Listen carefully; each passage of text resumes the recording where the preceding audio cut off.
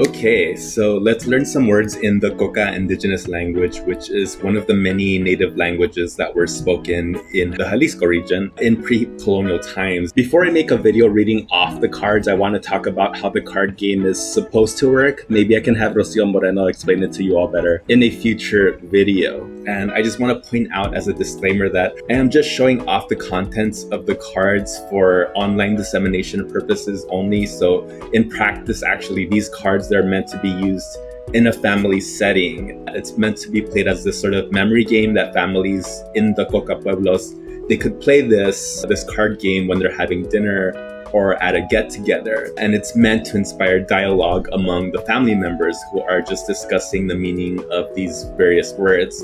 Maybe during these family gatherings, they might be thinking, have I ever heard this word spoken in our pueblo at some point? Or, oh yeah, La Doña from across the streets used to say this word all the time.